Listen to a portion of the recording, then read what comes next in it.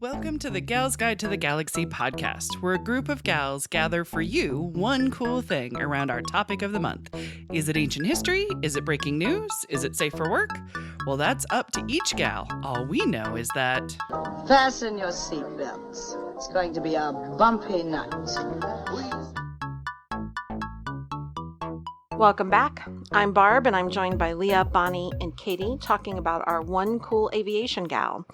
Bonnie has already talked about Sophie Blanchard. Ooh, even French on it. I like that. I like Very the way nice. it sounds. And I'm getting ready to dive in, but before I do, Yeah? I wanted to get to know one thing from our random gal pals.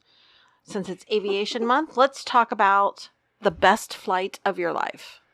Dun, dun, dun, dun, dun.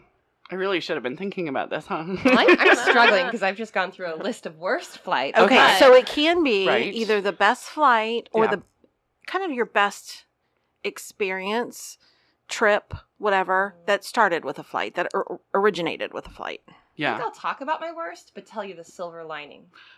Perfect. I like it. It was a freakish occurrence. Okay. So my worst would probably be just this last June when I went on my honeymoon and our flight was canceled. Sorry. Yes, Oh. we lost a day of our trip, and it was a lot of different flights, a lot of traveling around, switching airports in New York. There was a lot to get us there.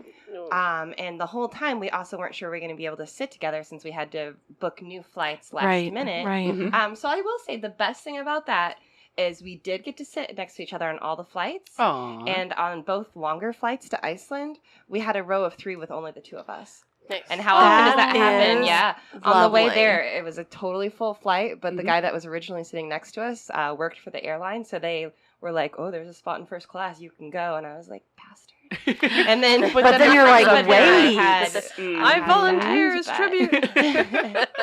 And of course, Iceland is one of my top favorite locations. So Yes. I'll go with that as, Very yeah, nice. it's the bittersweet. Mhm. Yes.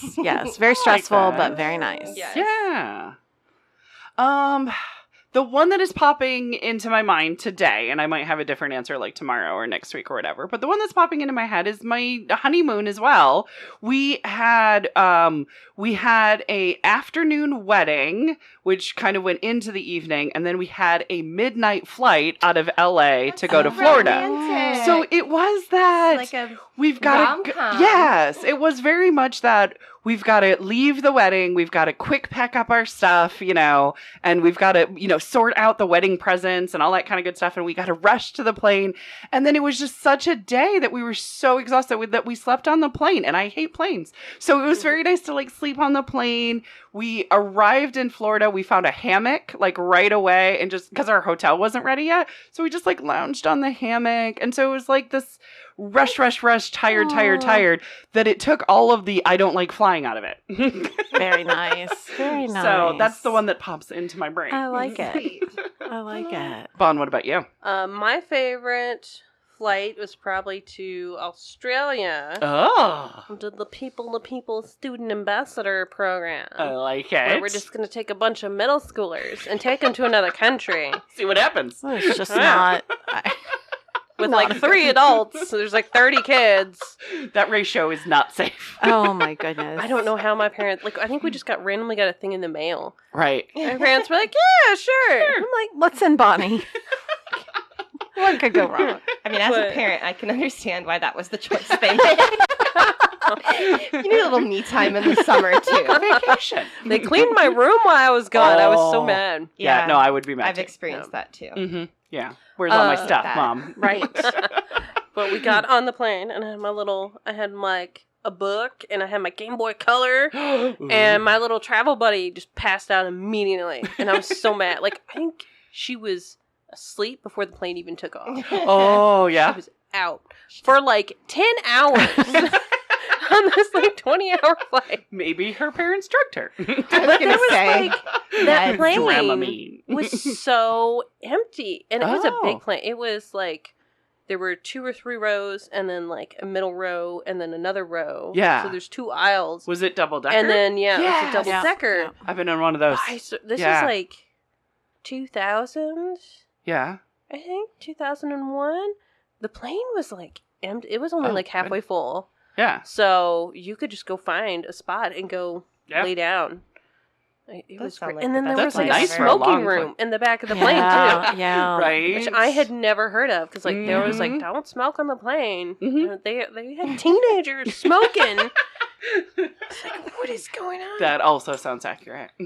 Where are you going to go on your honeymoon, Bonnie? We might actually do Australia, New Zealand. Very Oh, nice. look at Very that. We were nice. originally thinking of doing like a Mediterranean cruise thing of Yeah. going to see like Pompeii and Athens and like Mhm. hit all the little spots, but that's like a little too close to like Turkey and Russia and War Belarus zones, and Invasions, yeah. So we might do the nerdy route and go see like the Lord of the Rings stuff in New Ooh, Zealand. Very that could fun. be cute. But we haven't even looked into it yet. 'Cause Right. They're still trying to do wedding stuff. So are you Wedding going to stuff. do it right after the wedding, or will there be a delay? I'm not sure. Okay. We haven't looked to see if like if we do that, we definitely want to go see the Lord of the Rings stuff Yeah. in Yeah. New Zealand. Yeah. So I don't know when they have When openings. it's open. Right. Do you have passports? Yes. Because Barb's going to yell at me in about 30 seconds. 3, 2, 1. Leah. 3 seconds. I don't have my That's really passport easy. yet. It's really But yeah. easy. There's a little form online, Yes. and it takes like 6 weeks. And it's $130. Yep. Because I did mine. I did mine last year. Yeah. It was already like expired, but you have like a year or two from when it expires Oh, to just to renew. renew. Gotcha. I never got one. Okay. Yeah, so I that have to might get it from be- scratch. Might be. Well, let me tell you, Yeah. they will cash that check so fast. Yeah, well, Oh, then- yeah, they It'll do. be months until you get it. Mm. Absolutely. Well, that's Absolutely. good. I want to make sure the government gets their money. Right. Yeah. So you might actually have to go to like the post office and Yeah. you have to bring your, birth certificate. And Bring stuff. all my proof of IDs and a glorious picture of myself. Oh, they'll take a picture for you for Oh. like $10. Oh, okay. Well, Walgreens was going to charge me too, so. But Barb, what Yes. about your best flight? So it Oh was man, I should have answered a series of beers. Sorry, because you know how a flight of beers. I should have answered that. Anyway, go ahead. Sorry, my bad. I had flown to India on Ooh.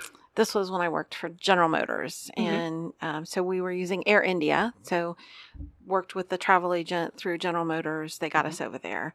As soon as we got over there, Air India went on strike. Oh, Oh. So I was there for 10 days, and every day I was not only working the business angle of what I really needed to accomplish, Yeah. but I was like, am I going to be able to get home? Yeah. All of my return flights were canceled. right. And so I'm like, what the heck am I going to do? Yeah. And India as a culture was a bit shocking to me. Way and different. Yeah. Definitely way different. There were armed guards at my hotel, like real guns kind Right. of thing. Mhm. And there was a lot, it was a big experience for me. And so the office that we worked with over there, the wife of one of the guys that I worked with, she was local. Mhm. And so I was supposed to fly out like on Sunday, and on Friday, the people back here in the U.S. could do nothing for me. They're like, we're trying. We can't get any flights. Right. We can't get any flights. I'm like, oh, for the love of Pete, get me home. And so Live there now. this gal came up and she said, do you want to get home this weekend? Yes, I do. And she's like, I need your credit card. I need your passport. I need, your Visa card. I'm like, Here's most all of my trusting- identity. take everything that you need. And so then she says, okay, meet me Saturday morning. I was supposed to fly out or whatever. Meet me at this, at the travel agent. Okay. So we show up at the travel agent. She's like, I'm so sorry. She's like, I was only able to get you business class for one of the legs. Okay. And I'm like, well, what about the other legs? And she's Right. like, oh, I got you first class on those. Oh, wow. General Motors was only paying for coach. Oh. But you know what? I'm like, Mhm, you know what? We're going to roll with this Yes, because exactly. I need to fly home today. Right. So exactly. I'm it not changing was any part of a flight. the most exquisite. I flew Lufthansa, Ooh. and it was the most exquisite flights I've ever been on. And the warm towels and the food and the champagne and caviar. Oh, It you got just the went on and full on. I mean, treatment. by the time I got home, and I'm like, what the heck have I been flying? This is the way to fly. Did you have the chairs that totally went flat? So they did not go totally But they flat, recline? but it was like a luxury recliner. I mean, Right. I had so much room It was just the most amazing thing. Yeah, so much room, Okay. Katie. It Yeah. was. It was. Uh-huh. I've never felt that. Right. Right. Oh, and like I said, I didn't want to sleep on the flight only because I was afraid I was going to miss something. Yeah, I'm like, right. I don't want to miss the champagne or the caviar or whatever they're bringing They around. might be bringing strawberries Or they next. might, somebody might fan Free me with a puppies. palm anytime. So there was some conversation to be had with General Motors when I got back, Yeah. and they got the bill. Yes, of course. But I just said, It was the you're only absolutely flight I paying could for get. it. You couldn't get me home. Yeah. At least she got me home. So I think there was a significant Oh, nice. upcharge, but they did pay for it in the end, so that Nice. Worth I was it. able to get home. That's a good one. Yeah. So Nice. probably never be able to afford to fly first class again. But you've experienced it. I have experienced it. So it was That's absolutely That's the bucket fabulous. list item of, okay, so I've done that. Fabulous. 5 stars, highly recommend. Yes. Have somebody else like Yes. General Motors pay for it. right. But there was a time I didn't think I was getting home, so I Yeah. was going to have to be delayed. But Lufthansa, that was Hey. quite a nice experience. Nice. Well, who do you have for us, darling? Who is your So one cool aviation gal? I picked Evelyn Bryan Johnson, and she was also known as Mama Bird. Mama Bird. And we'll get to that in a little bit. She was born Evelyn Stone. She was born on November 4th, 1909, and she was born in Corbin, Kentucky. Oh. So I don't know if any of you know that area.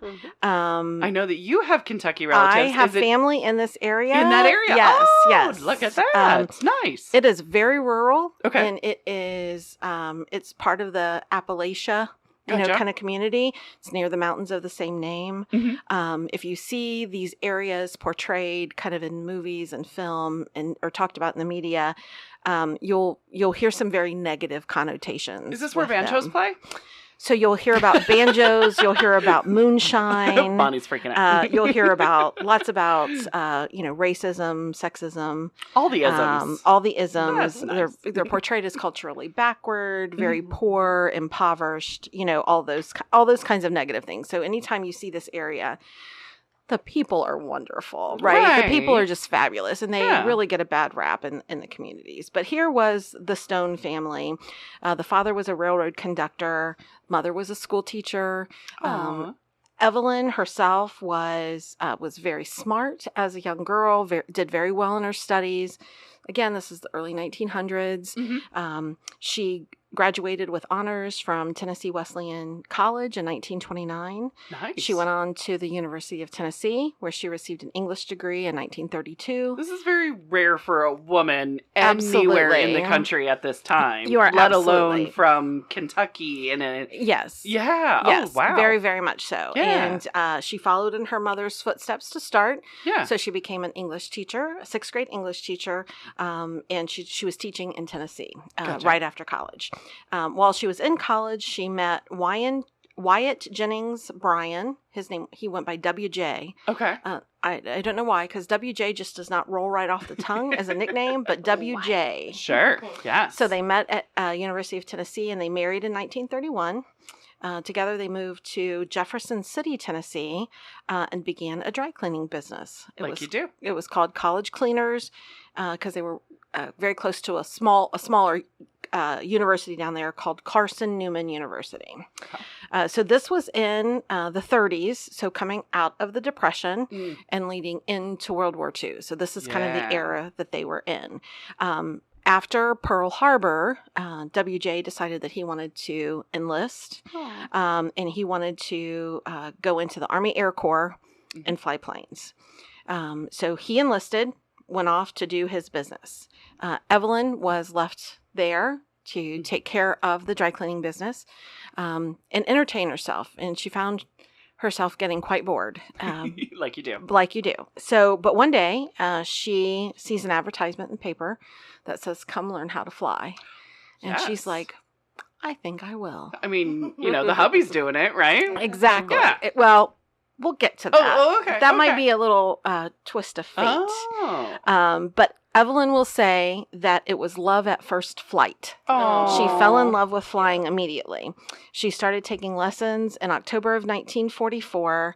And you had talked about, your gal, how quickly she started soloing. Mhm. 8 hours of training, Yeah. she was soloing in an airplane. Oh, wow. So in 1 month, Somebody she trusted was, her. Yeah, she was a quick study, smart, very Wow. smart, and dedicated to her craft. So she was learning to fly a plane at a time, to your point, Leah, Yeah. when most women weren't even learning to drive a car. Right, or getting a high school education. Absolutely. Yeah. Absolutely. So she was very accomplished at a very young age. Wow. She spoke in one article to show how dedicated she was. She spoke in one article about her commute to take her lessons.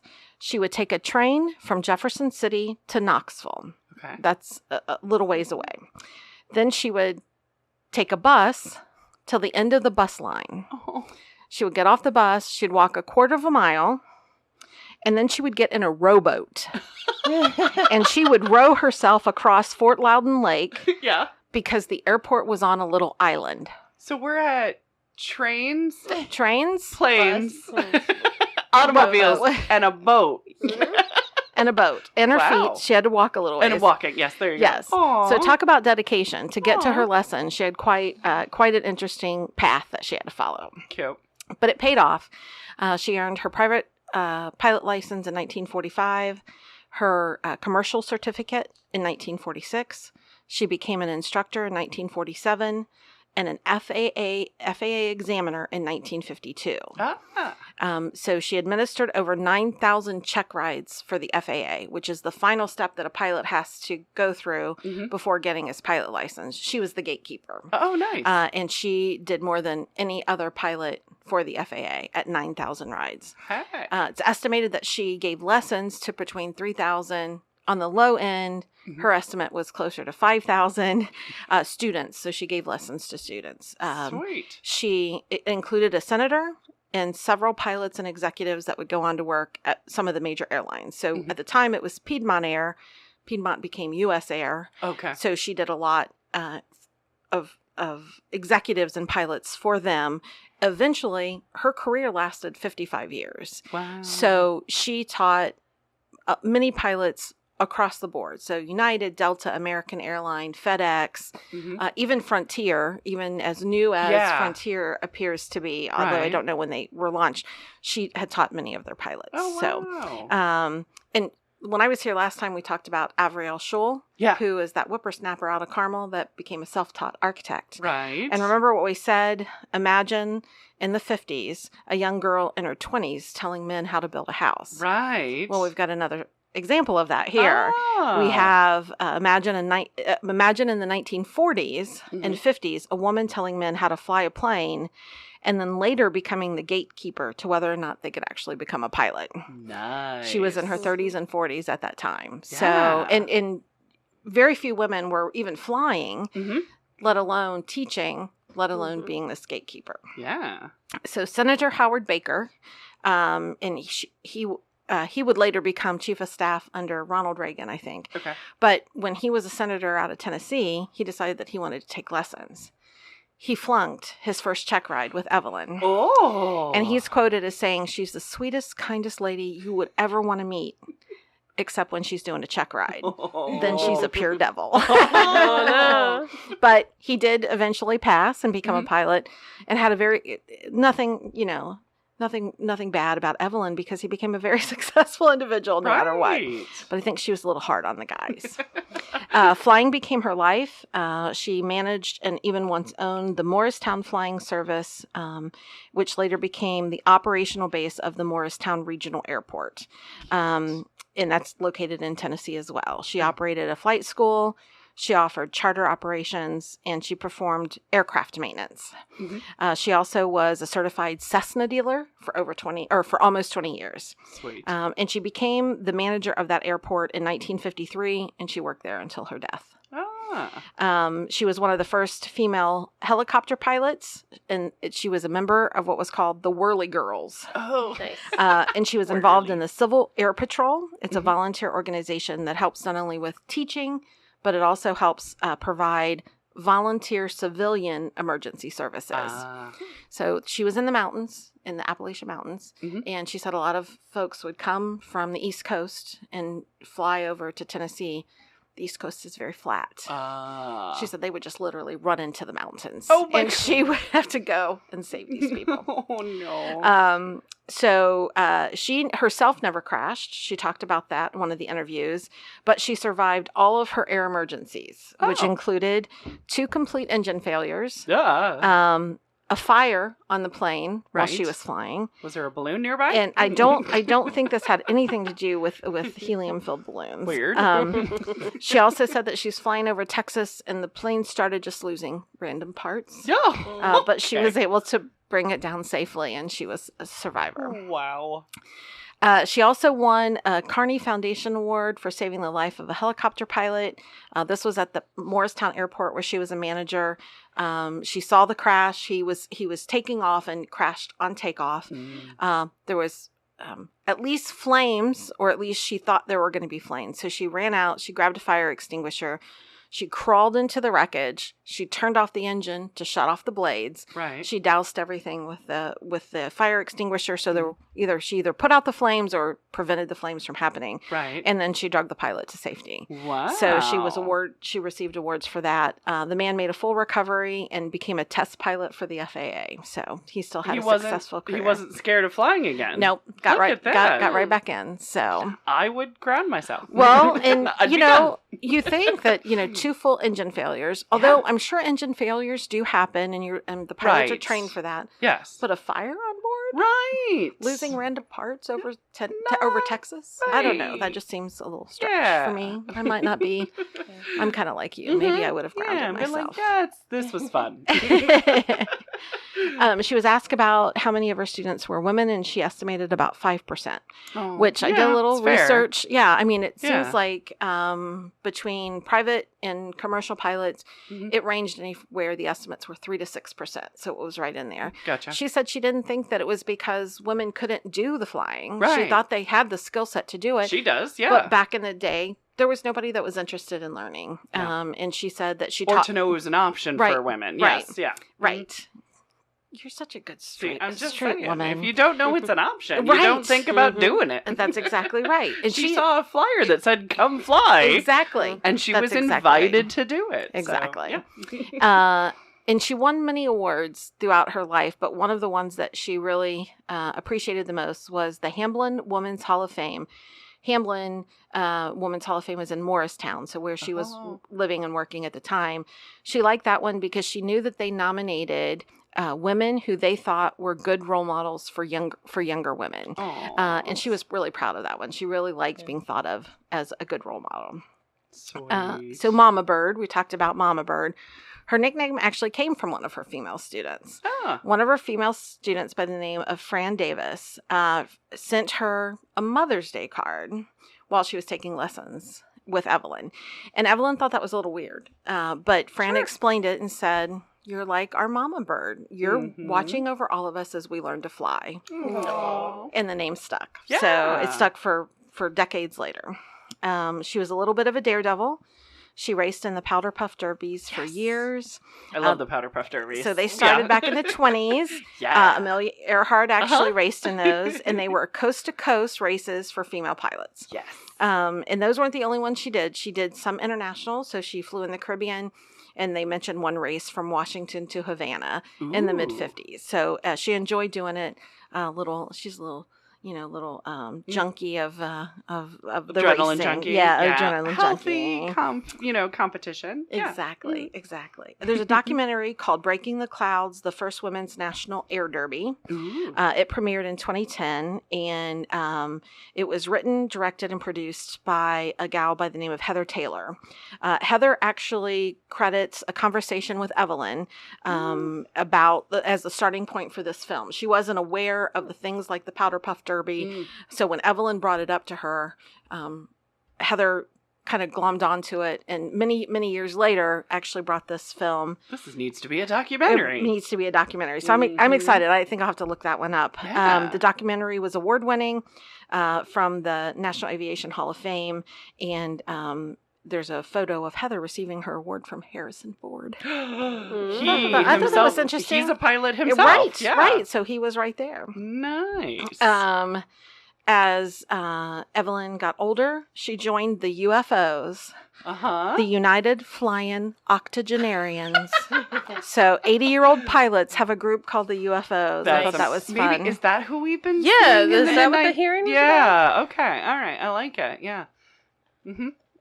All right. I don't know that there's one that's for the 90-year-olds. Oh, okay. I'm thinking that most of them Yeah. ground themselves when they're in their 90s. Maybe. But she flew and offered lessons well into her 90s, despite developing some problems with her eyesight due to glaucoma. I mean, that's just Seems called like getting in your 80s. It seems like a minor thing Right. for a flight instructor. She only quit flying and teaching at 96 after a car accident on the way to church. It was pretty severe, and it resulted in a leg amputation. So then she couldn't fly and couldn't teach anymore. Gotcha. She continued to manage that airport, though. Even then, again, her career lasted over 6 decades until her death, and she wasn't grounded from flying. So she wasn't piloting, but she was grounded from flying 3 years prior to her death. So she was 99. Oh my gosh. When she was grounded. That was the last time she went up at 99, and she passed when she was 102. You're probably worried about the elevation and maybe your heart, You probably worry about a lot of things at that age. Exactly, yes. I worry a lot about a lot of things at my age, Yeah. so I can't worry imagine. about flying along and losing some parts. Exactly. Yeah. And then what would she do? Her husband, WJ, died in 1963 after 32 years of marriage. Oh. Here's the funny story where you said, about him flying. Right. He joined the Army Air Corps because he wanted to become a pilot, and he was assigned to the laundry detail at a Florida air base. Oh. He wanted to fly, yeah, but ended up washing clothes. She had been at home at the dry cleaners washing clothes, and then she learned to fly. Oh my gosh, what a role reversal. Very, very funny story. She married Morgan Johnson in 1965, and he died 12 years later. But both men ended up becoming pilots and being able to fly with her. She had one stepson from her marriage to Morgan, and she had 2 grandchildren and 3 great-grandchildren. Aww. And she left quite a legacy. So here's the legacy, and this is the number I threw out to Leah before. Yeah. She logged 57,635.4 flight hours. That's a lot of hours. That's nearly 6.5 years in the air. Wow. She's the Guinness Book of World Records holder for the most flying hours of any woman. Yeah. How close did you see how close she was to the men? So I didn't see how close, but the guy, that's a lot. The guy that had more hours than she did. Yeah. He worked for the utilities in Alabama, and he was a line inspector. So he would fly low-lying planes over all of the wires just to make sure there was no damage. So he was probably maybe like 8 hours a day, 5 days a week. Absolutely. Okay. All right. And I'll allow it. There was doesn't count. There was a record of him saying, "Don't let that woman beat me." Wow. So, friendly competition, not so friendly. Right. She was also the oldest flight instructor in the world on record. They estimate that she traveled 5.5 million miles in a plane. Wow. She also trained more pilots and gave more FAA exams than any other pilot. Ooh. She was inducted into the Women in Aviation Pioneers Hall of Fame, the Tennessee and Kentucky Aviation Halls of Fame, the National Flight Instructors Hall of Fame. Wow. And then in 2007, she was inducted into the big one, the National Aviation Hall of Fame in Dayton, Ohio. Yes! I've been there. I love that yes, one. Yes. In her biography, she said she would retire her earthly wings when she was fitted for her heavenly ones. Oh. After all, she said, old pilots never die. They just buzz off and fly away. And she buzzed off and flew away at the age of 102. Oh, my God. On May 12th, 2012, in Jefferson City, where she lived in an assisted living facility. Oh, my gosh. She's 102. 102. Much of her memorabilia can be found in the Archives of Appalachia at Eastern Tennessee State University, which is down in that area. And then she had some tidbits. I went over some of her interviews, and there were some tidbits there. She had an interview with AV Web, which is Aviation Web, and she was asked what was the secret for a long, productive life. And her response was, Don't sit down and watch the grass grow. Stay busy. Have something that you have to get up and do every day. As for what it took to be a good pilot, she said concentration, study, effort, dedication. Once you make up your mind that you're going to do this, you've got to stick with it. You can do almost anything if you just stick with it long enough. Aww. When she was in her 90s, she was asked if she thought she would live to be 100. Mm-hmm. And she said yes, she had thought about it. And what she thought about was Willard Scott going on and on about her reaching that 100-year milestone. Yes. But she said, I won't be around to hear it because I'll be out flying. Oh, so it didn't matter anyway. Right. Because she was doing the things she loved to do. Yep. Aww. Yep. And she said she'd retire when she was old enough. And I guess she thought she never was because she never officially retired, was still manager of that airport when she passed. Cute. In the show notes, there's a couple interviews that I posted that were really good. But one of the interviews is really fun because one of the guys talks about going up and flying with her when she was advanced years. So she was in her 80s and 90s when he went up with her. Yeah. And people would come on the airways and say, is that Lady Bird? And they would want to talk to her. And one guy would say, oh yeah, you taught me 30 years ago. And she's like, and you're still flying? What are you doing up here? And here she was, 30 years older than he was at the time. But there was just such a love and such an admiration of what she was able to do. So even the male pilots, although she might have been Mama Bird. She might have been they might have been a little hard on her, but made them better pilots. And they all definitely loved her. So that's Mama Bird. She does have a biography. Okay, sweet. And I have ordered it for Gal's Guide, so it will be in here daily. And it was put together by one of our students. So somebody had taken lessons under her. Yeah. Well, I mean, I'll always remember her name because actually my grandmother's maiden name was Evelyn Johnson. Oh, get out. Yeah, exactly. So, so we have a whole family of Johnsons. And I'm like, Evelyn Johnson? Wait a minute. That's my grandmother.